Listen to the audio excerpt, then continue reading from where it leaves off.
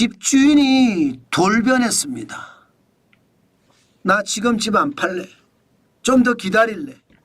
그러면서 갖고 있던 매물을 조금씩 집어넣고 있습니다. 아직 대세는 아닙니다.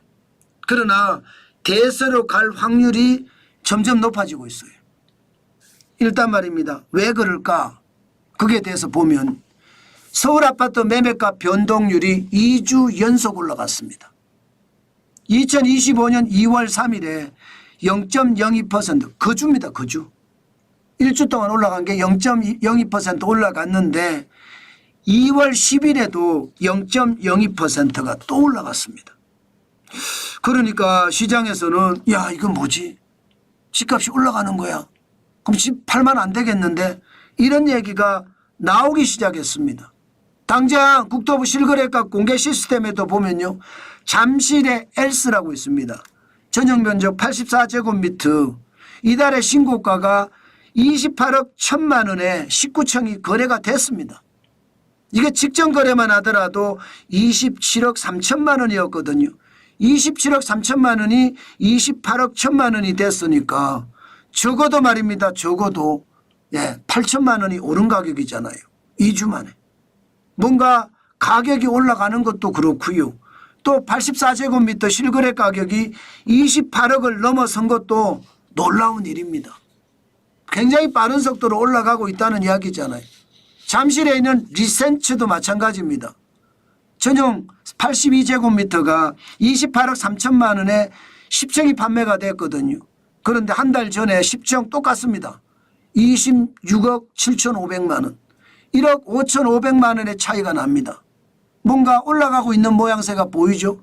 잠실의 트레지움도 마찬가지입니다.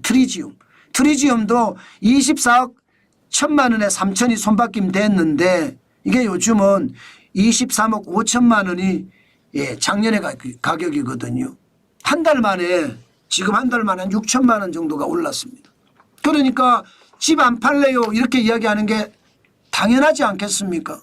서울 아파트가 진짜로 많이 오른다 이렇게 생각할 수가 있겠죠.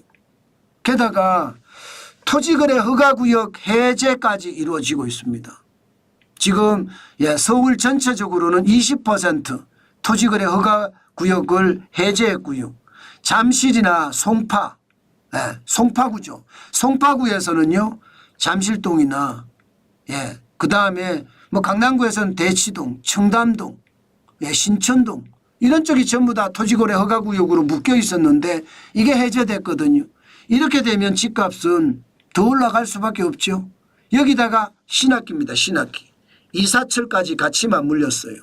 지금 보면 집값이 들먹들먹하는 상태에서 토지거래 허가구역에 대한 해제까지 이루어졌고 여기에다가 신학기까지 이사철까지 맞물렸습니다. 그러면 집값은요. 저는 집값이 더 올라갈 수 있는 가능성이 굉장히 많다고 봅니다. 집 가지고 집 팔려고 하는 사람들이 이런 생각 안 할까요? 할 겁니다. 당연히 말입니다. 전세가까지 올라가고 있는 상태입니다.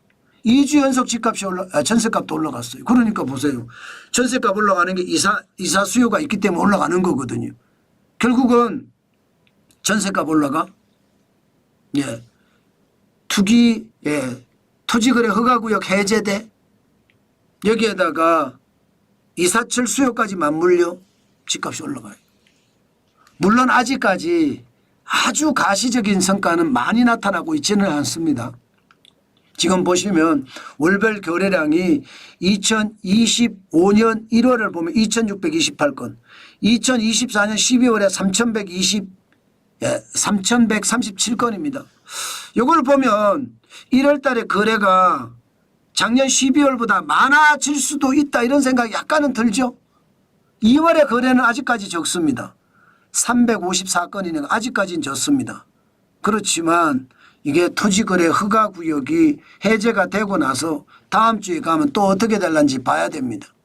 거래대금도요. 약간 올라가는 모습을 보입니다. 거래대금도 2월 달이 벌써 10억 1959만 원까지 올라갔거든요. 1월 달은 11억 7607만 원까지 올라갔고요. 좀 빠른 속도로 올라가죠. 이러면 9월에 12억 5,839만 원도 앞지를 수 있다는 이야기도 나옵니다. 물론 당장은 아닙니다. 당장은 아니지만 그런 흐름이 보인다. 이렇게 이야기할 수 있습니다. 서울에서는 충분히 그런 흐름이 보인다는 거예요. 그렇지만 여러분, 수도권은 다릅니다. 수도권은 여전히 떨어지고 있습니다. 7주 연속 하락이에요. 결국은 똘똘한 한 채만 올라간다는 이야기인가요? 수도권이 떨어지는 걸 보면 2024년 12월 23일에 마이너스 0.02%가 떨어지더니 2025년 2월 10일에는 마이너스 0.03까지 떨어지거든요. 전국도 마찬가지입니다. 전국은 12주 연속 하락하고 있습니다.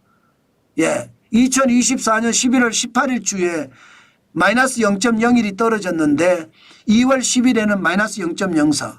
이거를 보면 양극화가 굉장히 심하죠. 양극화가 굉장히 심합니다.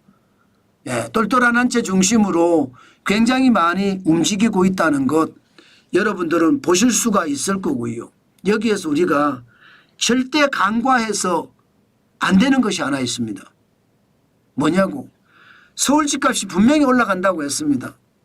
예, 그리고 상황도 올라가는 상황에 많이 갇혀 있습니다. 그런데 딱 하나 지표가 다른 게 있습니다. 이거 말입니다. 지금 집 안 팔래요 이러면 매물을 걷어들여줘야 되잖아요. 생각보다 덜 걷어들여요. 지금 2023년 2월 13일 주예요. 2월 13일에 보면 서울 아파트 매물이 9만 건이 넘었습니다. 9만 238건이에요. 작년 말에 비해서 오히려 매물이 늘어난 2.8%, 2,484건이에요. 예. 저는 이것을 보면서요. 집값이 올라가니까 지금 빨리 팔아야 되겠다. 예. 매물을 걷어들이는 것도 있다. 그게 토지거래 허가구역을 중심으로 예, 매물을 걷어들이기는 하지만 돈을 많이 준다고 하니까 토지거래 허가구역에서도 매물을 걷어들이면서도 팔고 전국에 서울 전역에서도 이게 올라가라. 그러면 나는 팔겠다. 팔고 내 빚 갚겠다.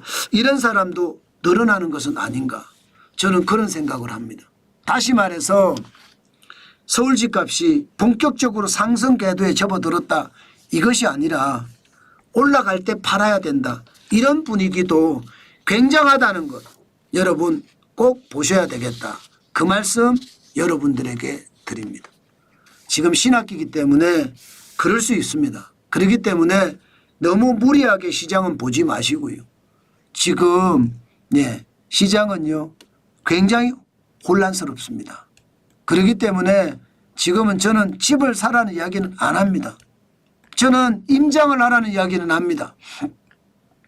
아파트 임장을 한다 이거보다는 상업용 부동산 뭐 상가라든가 오피스라든가 여기는 한번 임장을 해보시라 그런 말씀은 드리지만 지금 아파트나 단독주택이나 이런 쪽은 임장을 하라 이런 말씀 잘 안 드립니다. 그렇지만 여러분들이 사시려고 한다면 시세보다가 많이 떨어져 있다. 그러면 사십시오. 그게 속 편한 일입니다. 저는 그렇게 봅니다. 저는 그렇게 시장을 보는데 진짜로 시장은요 조금 혼란스러우니까 조금 더 지켜보는 것이 좋지 않을까. 저는 그렇게 생각합니다.